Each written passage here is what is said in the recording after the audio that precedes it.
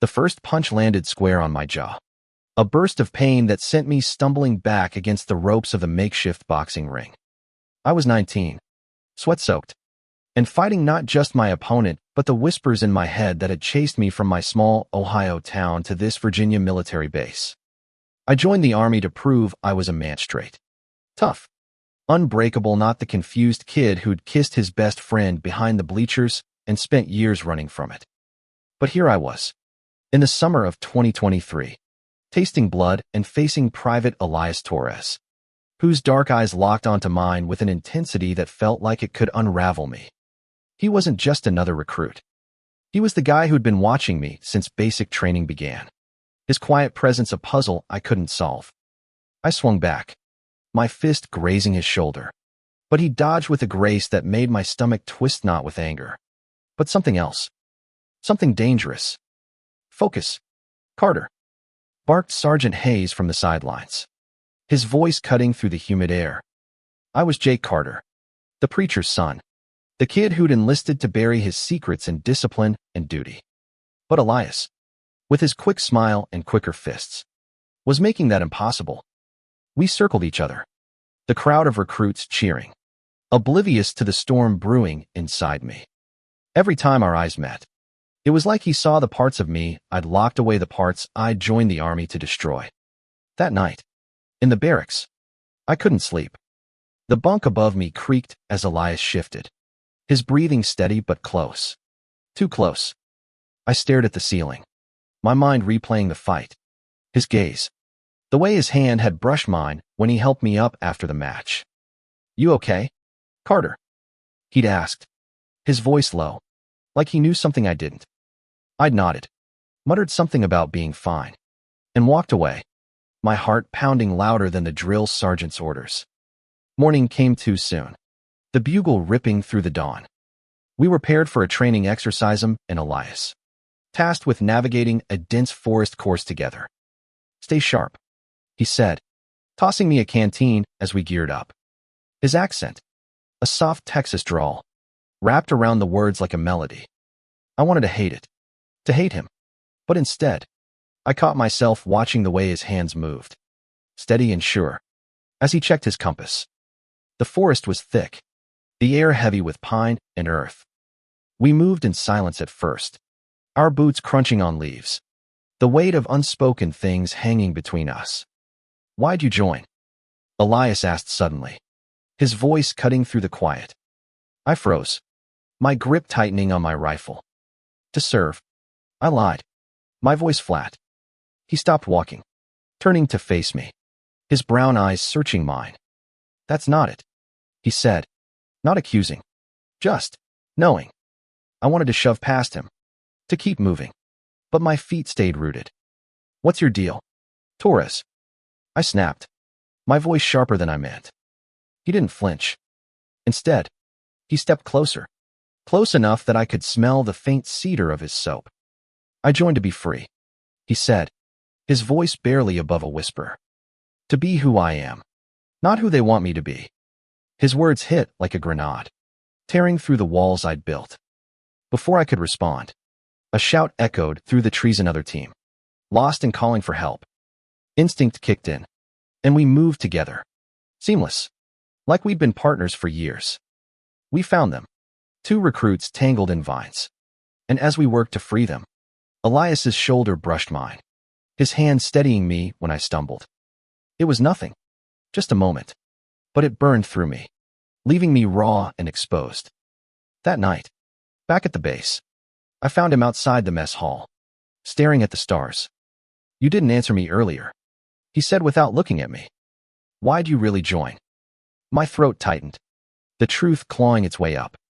I could have lied again, could have walked away, but under the weight of his gaze, I felt the boy I'd been, the one who'd kissed his best friend and cried himself to sleep, slipping through the cracks of the man I was trying to be. "I joined to prove I'm not." I stopped, the word caught in my throat.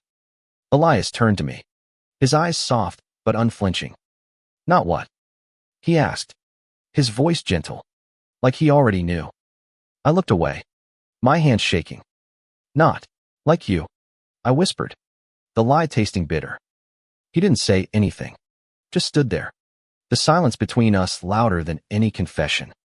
And then he reached out, his hand grazing mine, not holding, just touching a question, not a demand. My heart stopped, then raced, and for the first time in years, I didn't pull away. The next morning, the base was chaos drills, shouting, the relentless rhythm of military life. But all I could think about was Elias's hand on mine, the warmth of it lingering like a brand.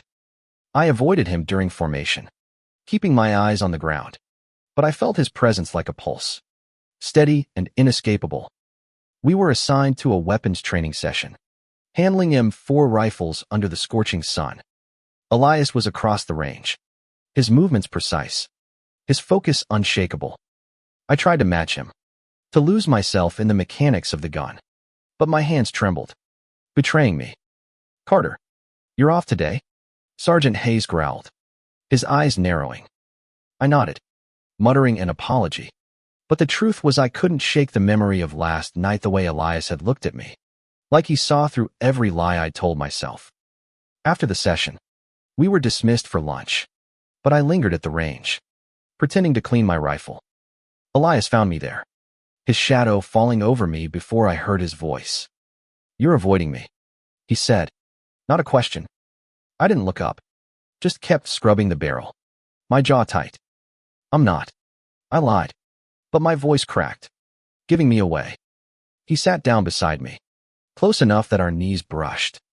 You don't have to run from this, Jake, he said, his voice low, steady.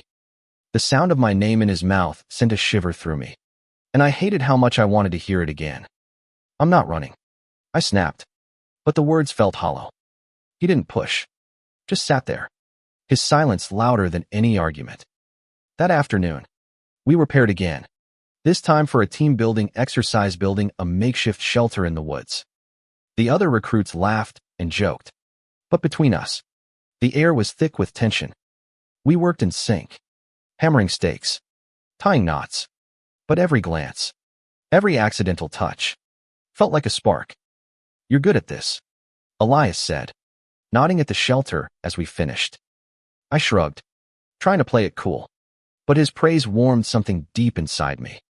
As the sun set, casting golden light through the trees, we sat by the shelter, the others gone back to base. Back in Texas, Elias said suddenly, I had to hide who I was.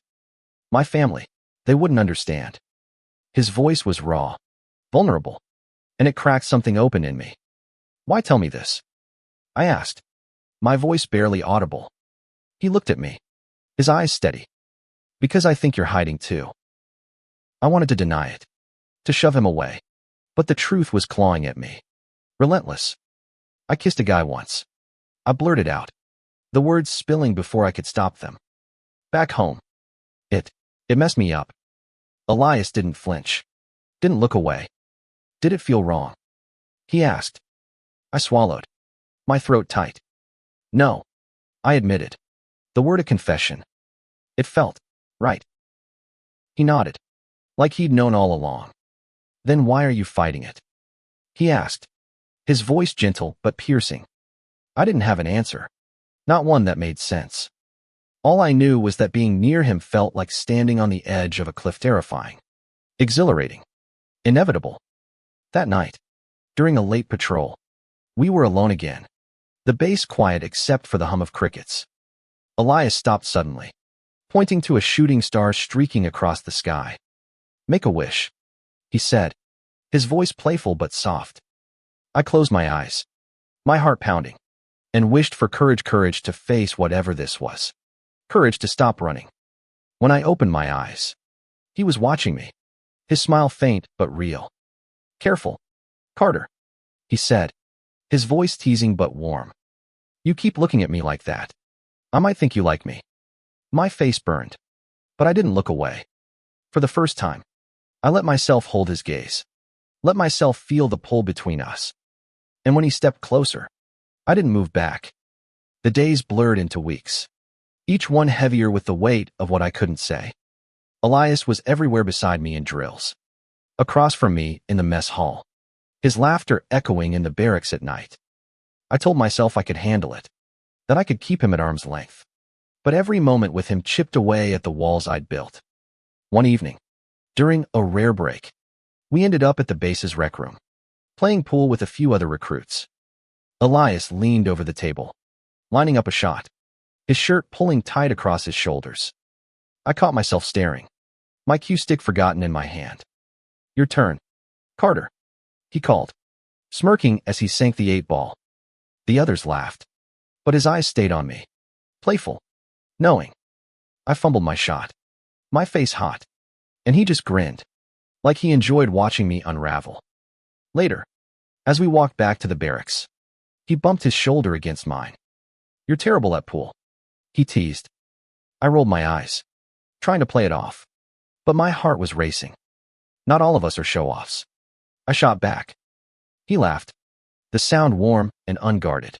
And for a moment, I let myself imagine a world where I could laugh with him like that, free of fear. But fear was never far away. The next day, during a live fire exercise, I overheard 2 recruits talking in the locker room. "Torres is too soft," one said, his voice low. "Bet he's one of those guys." The other laughed, a cruel edge to it, and my stomach twisted. I wanted to defend Elias, to shut them up, but I froze, the old panic clawing at me. What if they suspected me too? What if they knew? I found Elias later, sitting alone by the training field, his sketchbook open in his lap. He was drawing a dogwood tree, its petals delicate and precise. "Didn't know you were an artist," I said, sitting beside him. He shrugged, his pencil still moving. "Helps me think," he said. "Keeps me grounded."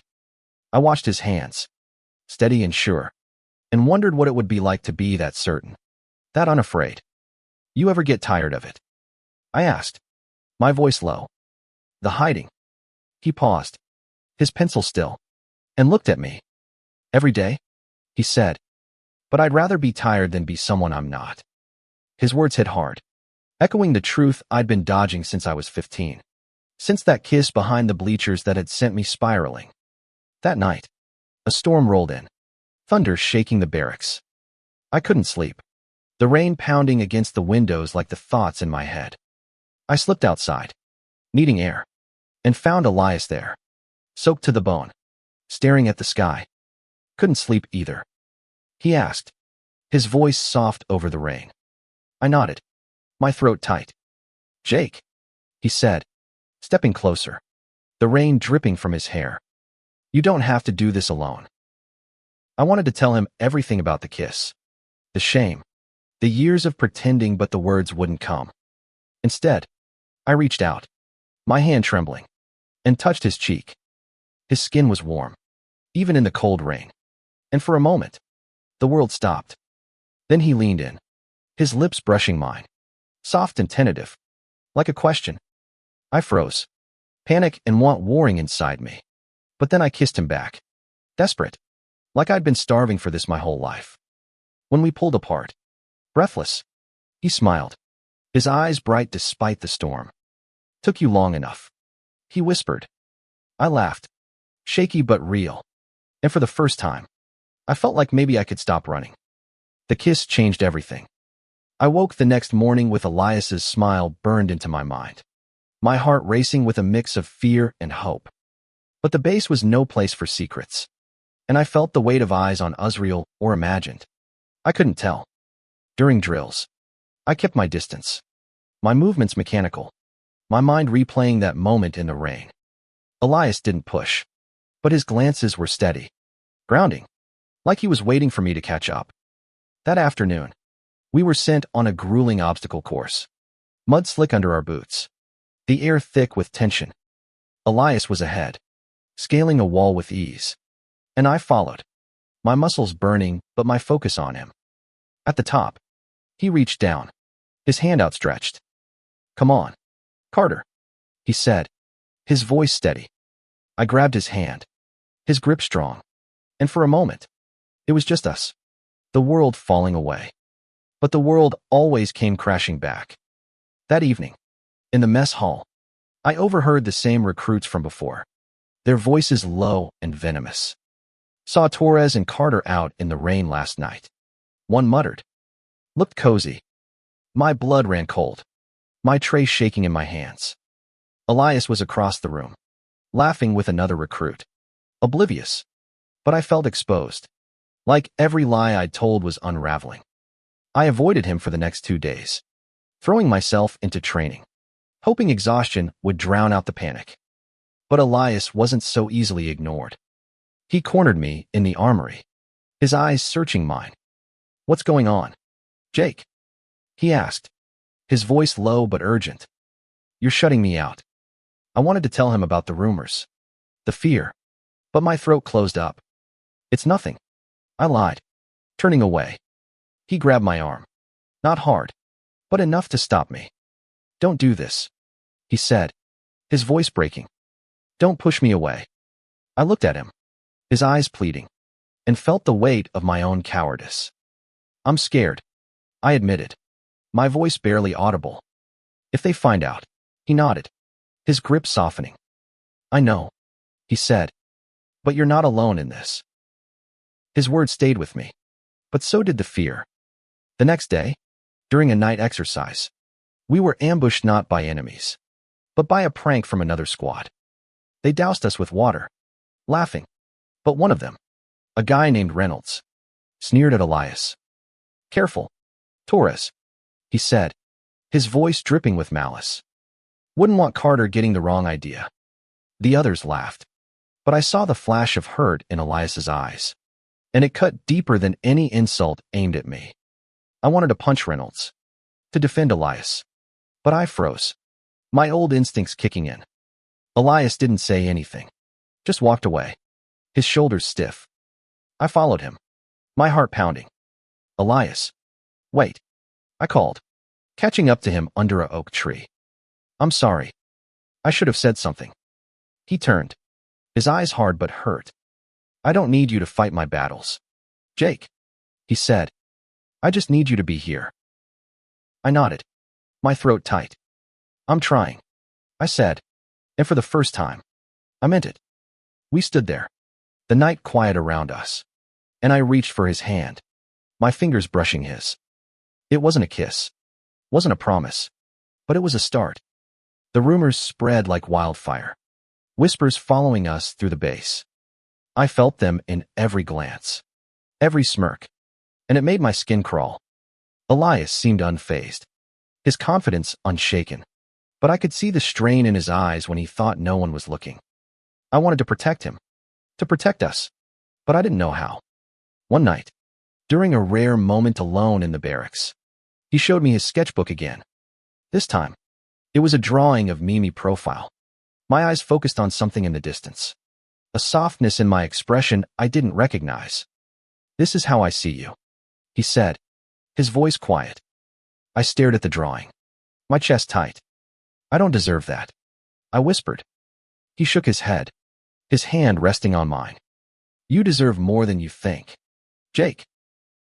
His words haunted me through the next day's training, a grueling march through the Virginia hills. We were paired again, our steps in sync, but the weight of the rumors pressed down on me. During a break, Reynolds approached, his grin cruel. You two are real close. Huh, he said, loud enough for others to hear. I clenched my fists, ready to swing, but Elias stepped in front of me, his voice calm but firm. Back off, Reynolds, he said. You don't know what you're talking about. Reynolds laughed, but he backed away, and I realized Elias wasn't just protecting himself, was protecting me. That night, I found him by the dogwood tree, its petals scattered on the ground. Why do you do it? I asked, my voice raw. Why do you keep fighting for me? He looked at me, his eyes steady.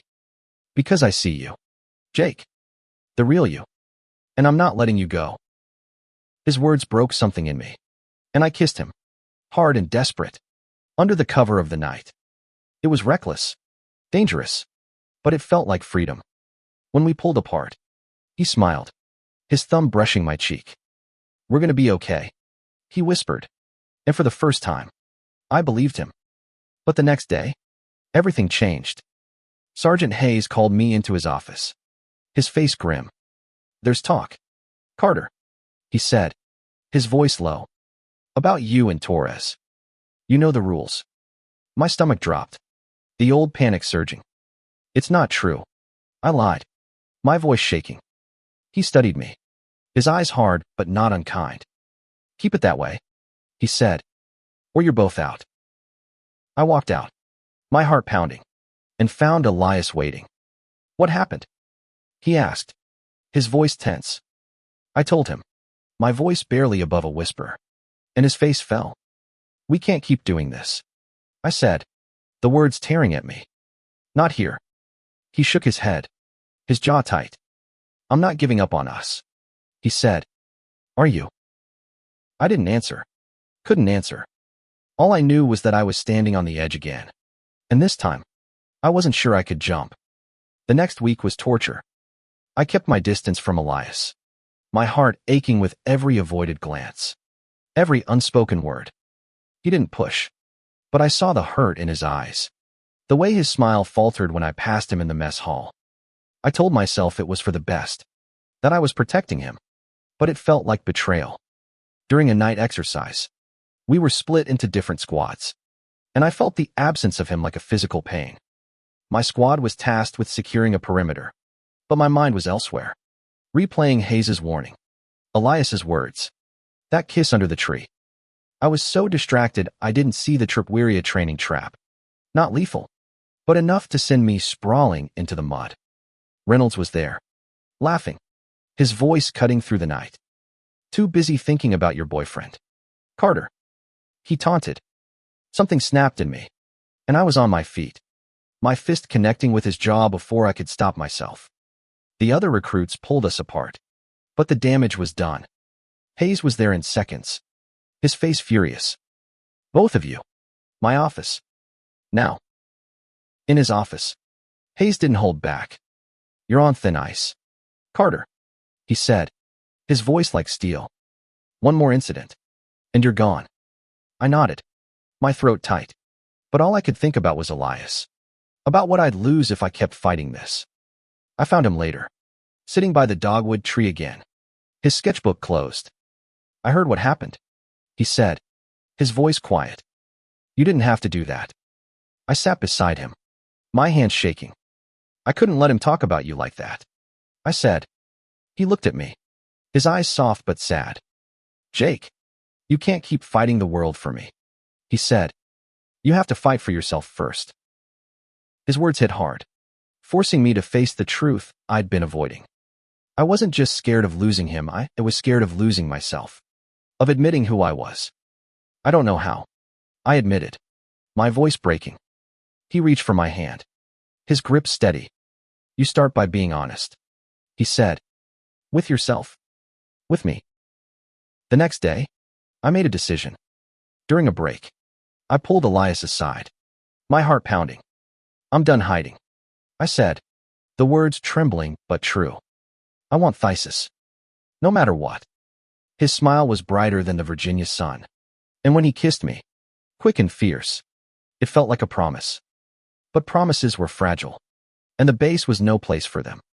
That night, Reynolds cornered me in the barracks, his voice low and threatening. I know about you and Torres, he said, and I'm not the only one. My blood ran cold, but I stood my ground. You don't scare me, I said, and for the first time, I meant it.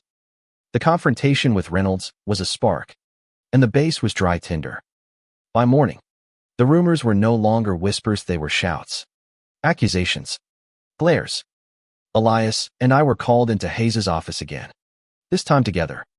I warned you, Hayes said, his voice heavy with disappointment.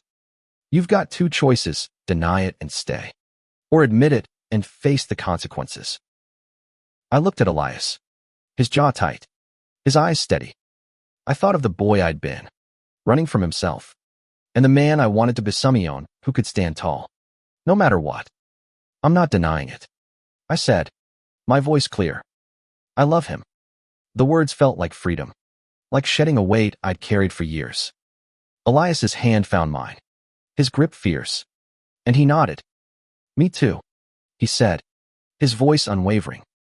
Hayes sighed, his face unreadable. You're both discharged, he said, effective immediately. The words hit like a punch, but I didn't flinch. For the first time, I felt whole, like I'd finally stopped running. We left the base that day, our bags packed, our futures uncertain. The other recruits watched us go, some with pity, some with disgust, but a few like Private Nguyen, who'd always been kind, nodded in quiet respect. Elias and I drove west, toward Texas, where he said he had a cousin who'd take us in. The road stretched out before us, endless and open, and for the first time, I wasn't afraid of what lay ahead. We stopped at a diner that night, the neon lights buzzing in the dusk.